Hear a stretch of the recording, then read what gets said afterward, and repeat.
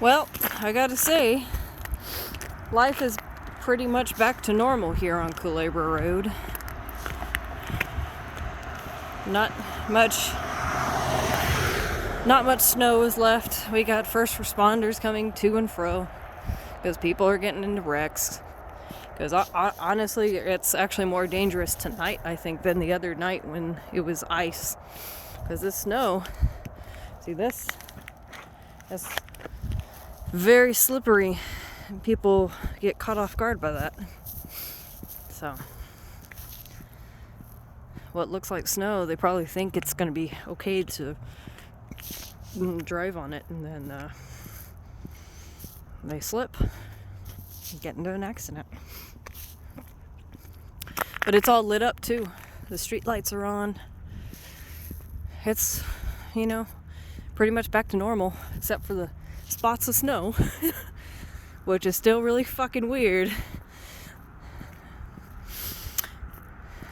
Like, out of all, I've been born and raised in Texas, and this is the first time it snowed twice in a decade. It's really strange. It's incredible, actually. That's unheard of. I was just talking about being a, goddamn little kid and praying it would snow, and it never did. Hell, it didn't snow here in Texas until I was 16, 17. And we had that big ice storm that hit all the way into the little town I was living in at the time. See, this is all ice right here. But anyway, so from 1 year old to 16 years old, or God, no, I think I'm wrong in that. My dad's gonna correct me again. I know he is. And that's fine. I may have been 14 when it snowed. I have to look at that again. My memory is leaving me right now. Was I 14 or 17 or something around there? But that's how long it took to snow. And this is like within the span of 2 years we get this snow. It's incredible. And this one is different than the one 2 years ago, because this one lasted. The first one 2 years ago, one, didn't snow this much at all, and two, it didn't get nearly as this cold. So pretty much it accumulated overnight in the early hours of the morning when it gets coldest, and then it pretty much melted the second it started getting to sunup.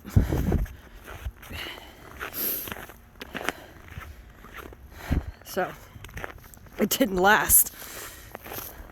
We weren't even lucky enough to get this much. Like I was saying, it was maybe about not maybe an inch. This is a good 4.5 inches of snow that we got this year. More in some places.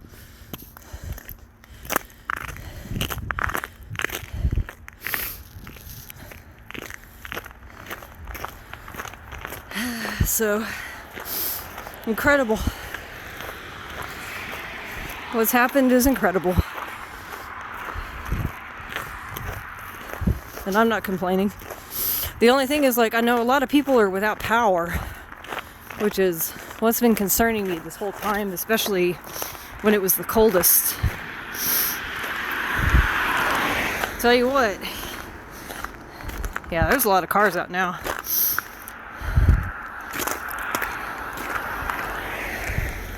It's a whole different ball game when you don't have power and it's cold outside. Unless you're prepped for it, it's bad. It's really bad.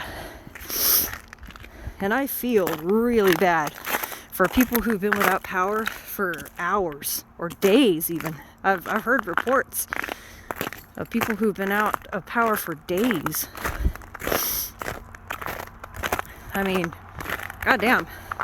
I have snakes and reptiles. That would have been detrimental. I would have had to have transported them somewhere else.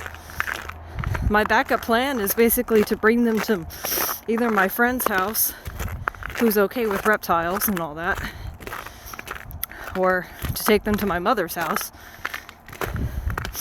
And that's about it. That's all I can do. Because I'm in a tiny apartment.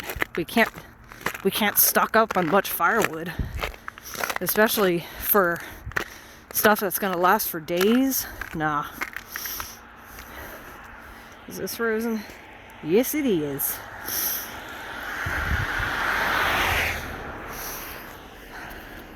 I'm gonna go step in this field a bit. I don't think I'm the only one. I see tracks everywhere. It was absolutely pristine this morning. Yeah. Then I'll go back in. I've said my farewells to the ice. So,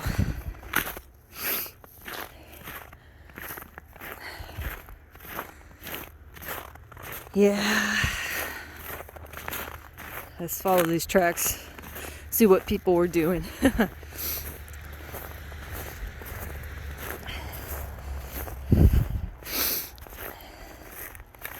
And yeah, going back to the power outage thing, I feel really bad for people who have gone through that, especially in that cold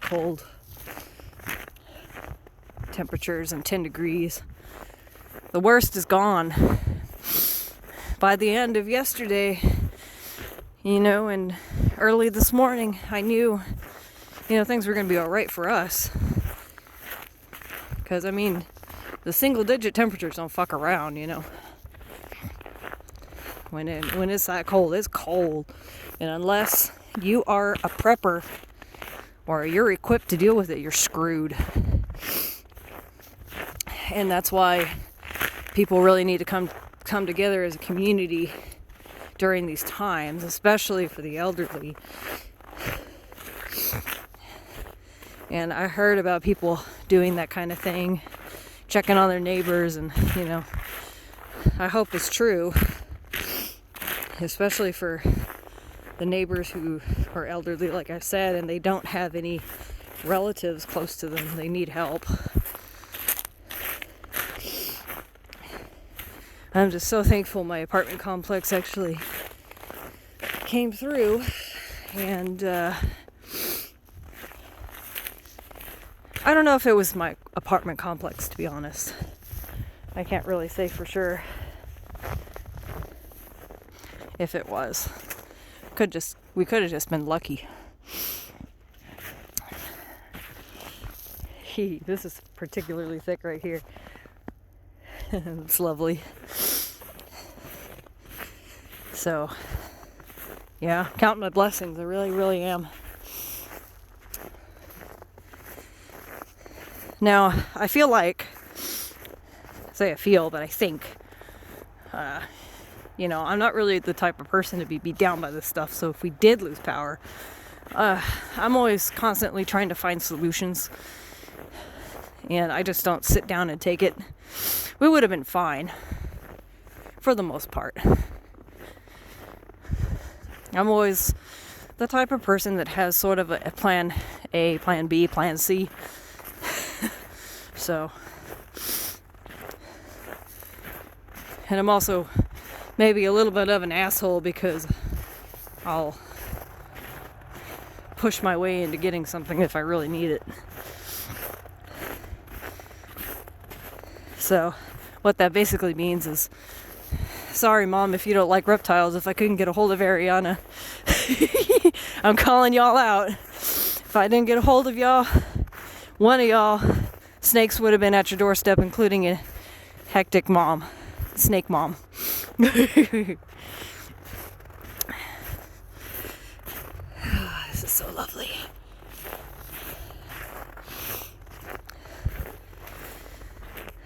So things with I would have figured out something. And Ryan works with me.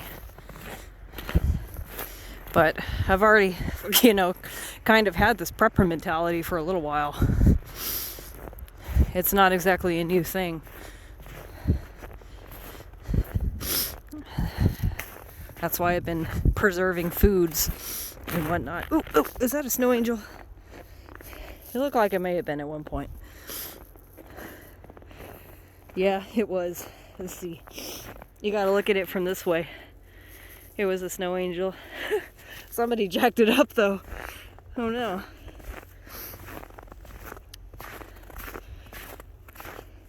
Yeah, I think these times have really taught me to be not reliant on a lot of infrastructure that I took for granted. And it started with COVID. It started with the COVID thing and everybody panic buying. Actually, I kind of had an inkling to it. There was, God, what was it? I think it was a hurricane the years prior. And everybody panic bought gas. Who remembers that shit? That was so stupid, though. That people panic bought gasoline and stocked it up in their cars, like in barrels in their car or on the back of their car in their garage, whatever. And a lot of gas stations were out of gas, just like the panic buying of COVID. When that looks like an animal. When people panic bought groceries. So I kind of got a sense of what people were like around here when the gas thing happened. I wasn't impressed, but I thought, people are stupid. They do these things. They just when you put people in a group, they get idiotic, do stupid things. So when the COVID thing happened, the COVID panic buying, I can't say I was all that surprised. Ooh, it's so thick here. Nice. This is a good 6 inches here. Maybe more. A little more.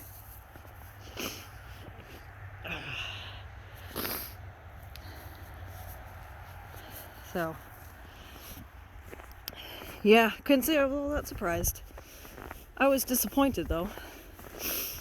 But getting through it now that we're kind of more or less seeing the light at the end of the tunnel, I don't trust anything anymore. I don't trust the powers to stay on. I don't trust that there's always going to be food on the shelves of H-E-B.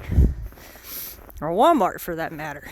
This is the first time in my goddamn young life that I've ever seen a Walmart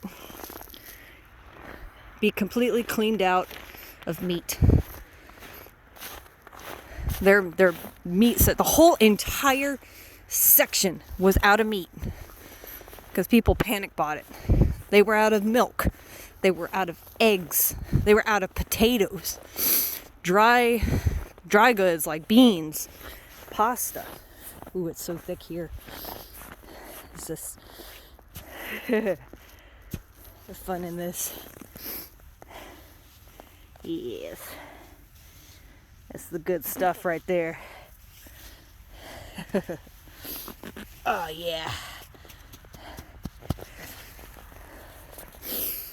So anyway, that really opened my eyes, I guess. Things that I used to trust, I don't anymore. The trust was barely there to begin with. I'll be quite honest with you. I've always been the type to I've always admired the homesteaders and people who really just rough it out there in the middle of nowhere. I have always admired them. And I was never the type to make fun of them. And now I am slowly trying to become them. Because I don't want to be caught off guard anymore. If the power goes out and it's 10 degrees, I'll be ready. You know what I'm saying? Like, I want to be in a place where I'm ready. I want to be in a place where I don't depend on electric ovens. And the only way to heat yourself is with the electric heater. Nuh-uh. Homie ain't playing like that anymore.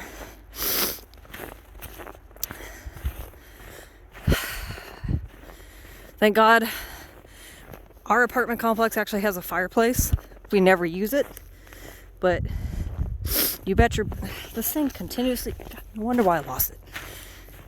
You bet your bottom dollar that I'm never moving into a place that doesn't have a secondary heat source that's not electric. The more bare bones it is, the better. Like fireplace, awesome. I don't need it to be gas. I don't need it to be anything. I just need it to work and have a chimney. I'll get a fire started. I'm good at that. And this is where hunting skills like really come into play too. Like, not if I had never been exposed to that kind of culture. I call it culture, but I don't know what else to call it. If I hadn't been exposed to that kind of stuff when I was a little kid, gosh, it's so beautiful here. Look, I'm gonna get my flashlight because the phone doesn't pick up on as much light as the human eye. Here we go. Like, I can see perfectly well, honestly. That's pretty thick. I won't go through that part. It just, here in the trees is nice. But if I hadn't have been exposed to all that stuff when I was a little kid, you know, what would I do? That would be so hard. I'm so thankful that I was exposed to like killing deer and being around in the wilderness here. We had a ranch and we were always looking at animals, and I always had uncles and friends and people who go out and hunt quail, rabbit, javelina. Woo! Don't step on that. That's what we call a Texas landmine. Just kidding.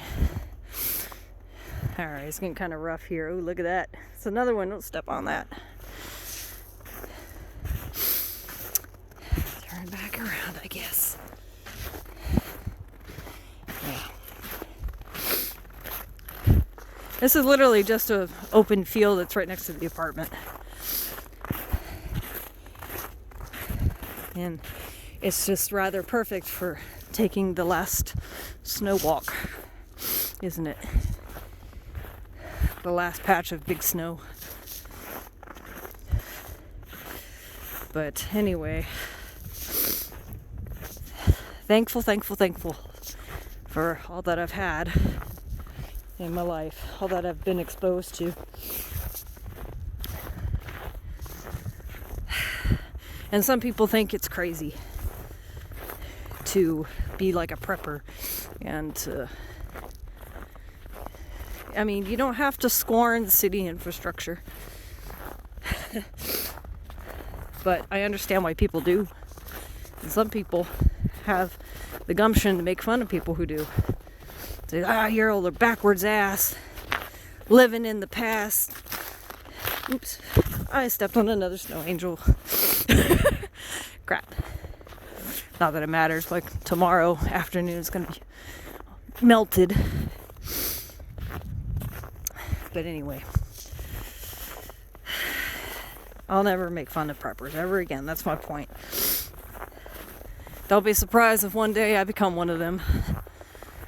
Now, I'm not talking about the crazy preppers that, like, you know, hoard bushels of ammo, and I'm not talking about that, although I absolutely do support the you know, 2A rights. And don't get me wrong. Like, if you want to have one of every firearm there is to own it. It's your right. I don't believe in taking away that right. Fight me if you want. I don't give a shit. But they're like, I'm talking about those people who've been televised on the prepper TV Discovery Channel crap. They put a bad name on them. Because, I mean, people don't know no better. People watch those shows and they're like, wow, that's what it's all about. These people are nuts. These people are tinfoil hat wearers, and yeah, some of them are. Some of them are crazy. So pretty. Some of them are truly crazy. But, you know, instead of scoffing at them, like, just leave them alone. That's my theory about people you don't agree with. I know a lot of people insist that they're dangerous and all that shit, but are they really? It's debatable. I think people in the city are far more dangerous, but that's another controversial crap I'm not going to get into. I'm already going to get stoned to death for saying what I have said, I'm sure, in today's stupid culture. It's still a bit of a workout walking through the snow. It's so squishy and like walking through mud almost, you know. Well, I think that about wraps it up. My apartment's over yonder, and I'm gonna go home, and it's been beautiful. I'm so thankful for what I've experienced. Thankful the power didn't go out ever. Not once did it go out. I guess it still could, but you know, it won't be as cold as it was. And you know, I hope a lot of people were safe. Get the power back. I really don't understand why it's so much more taxing on our power grid when in the summertime we're blasting our ACs because it's 104 degrees for weeks. I don't understand how that isn't affecting the grid, and this is, because it's easier to heat air than it is to cool, if I'm not mistaken. I could be dead ass wrong in that assumption. I'm just going off what I know of air conditioners. It's more expensive to cool air, but maybe expenses don't translate to, you know, efficiency. I don't know. That's just what I've always thought.